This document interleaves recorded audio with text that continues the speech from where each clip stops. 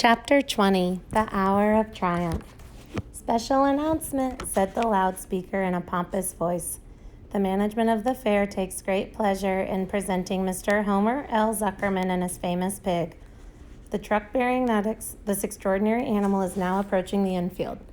Kindly stand back and give the truck room to proceed. In a few moments, the pig will be unloaded in the special judging ring in front of the grandstand where a special award will be made. Will the crowd please make way and let the truck pass? Thank you. Wilbur trembled when he heard this speech. He felt happy but dizzy. The truck crept along slowly in low speed. Crowds of people surrounded it, and Mr. Arable had to drive very carefully in order not to run over anybody. At last he managed to reach the judge's stand. Avery jumped out and lowered the tailgate. I'm scared to death, whispered Miss Zuckerman. Hundreds of people are looking at us. Cheer up, replied Miss Arable. This is fun. Unload your pig, please, said the loudspeaker. All together now, boys, said Mr. Zuckerman. Several men stepped forward from the crowd to help lift the crate. Avery was the busiest helper of all. Tuck your shirt in, Avery, cried Miss Zuckerman, and tighten your belt. Your pants are coming down. Can't you see I'm busy? Replied Avery in disgust. Look, cried Fern, pointing. There's Henry. Don't shout, Fern, said her mother, and don't point. Can't I please have some money? Asked Fern. Henry invited me to go on the Ferris wheel again, only I don't think he has any money left. He ran out of money. Miss Arable opened her handbag. Here, she said, here is 40 cents. Now don't get lost and be back at our regular meeting place by the pig pen very soon. Fern raced off, ducking and dodging through the crowd in search of Henry. The Zuckerman pig is now being taken from his crate, boomed the voice of the loudspeaker. Stand by for an announcement. Templeton crouched under the straw at the bottom of the crate. What a lot of nonsense, muttered the rat. What a lot of fuss about nothing. Over in the pig pen, silent and alone, Charlotte rested. Her two front legs embraced the egg sack. Charlotte could hear everything that was said on the loudspeaker. The words gave her courage. This was her hour of triumph. As Wilbur came out of the crate, the crowd clapped and cheered. Mr. Zuckerman took off his cap and bowed. Lurvy pulled his big handkerchief from his pocket and wiped the sweat from the back of his neck.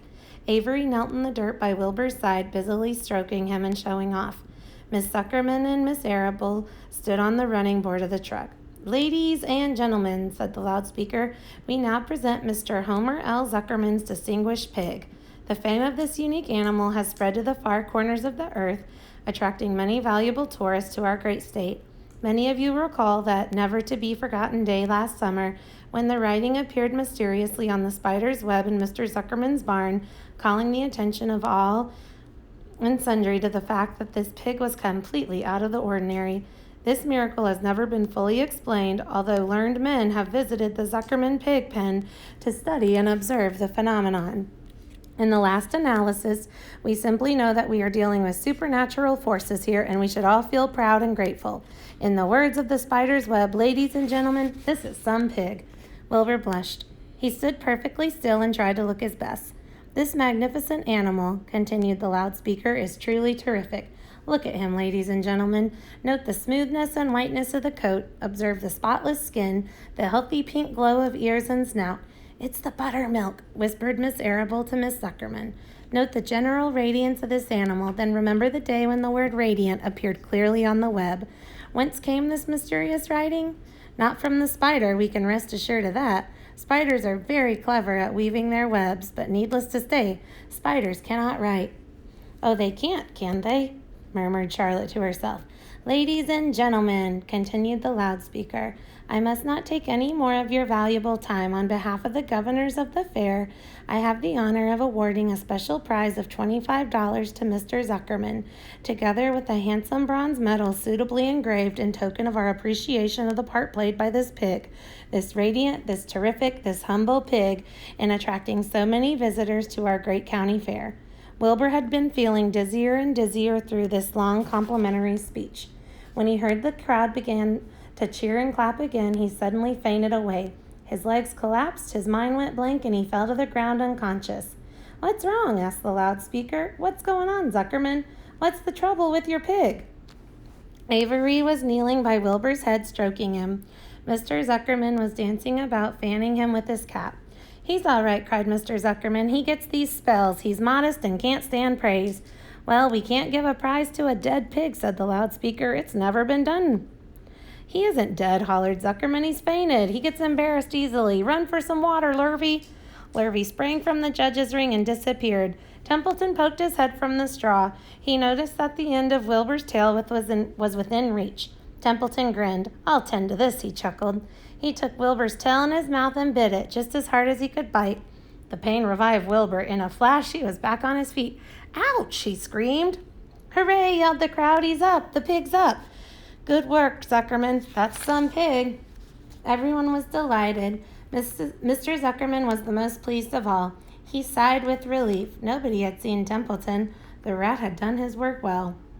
And now one of the judges climbed into the ring with the prizes. He handed Mr. Zuckerman 2 $10 bills and a $5 bill. Then he tied the medal around Wilbur's neck. Then he shook hands with Mr. Zuckerman while Wilbur blushed. Avery put out his hand and the judge shook hands with him too. The crowd cheered. A photographer took Wilbur's picture. A great feeling of happiness swept over the Zuckermans and the Arables. This was the greatest moment in Mr. Zuckerman's life. It is deeply satisfying to win a prize in front of a lot of people. As Wilbur was being shoved back into the crate, Lurvy came charging through the crowd carrying a pail of water. His eyes had a wild look. Without hesitating a second, he dashed the water at Wilbur. In his excitement, he missed his aim, and the water splashed all over Mr. Zuckerman and Avery. They got soaking wet. "For goodness sake!" bellowed Mr. Zuckerman, who was really drenched.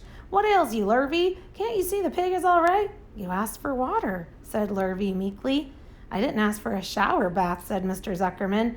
The crowd roared with laughter. Finally, Mr. Zuckerman had to laugh too, and of course Avery was tickled to find himself so wet. And he immediately started to act like a clown. He pretended he was taking a shower bath. He made faces and danced around and rubbed imaginary soap under his armpits. Then he dried himself with an imaginary towel. "Avery, stop it," cried his mother. "Stop showing off." But the crowd loved it. Avery heard nothing but the applause. He liked being a clown in a ring with everybody watching in front of a grandstand. When he discovered there was still a little water left in the bottom of the pail, he raised the pail high in the air and dumped the water on himself and made faces. The children in the grandstand screamed with appreciation. At last, things calmed down. Wilbur was loaded into the truck. Avery was led from the ring by his mother and placed on the seat of the truck to dry off. The truck, driven by Mr. Arable, crawled slowly back to the pig pen.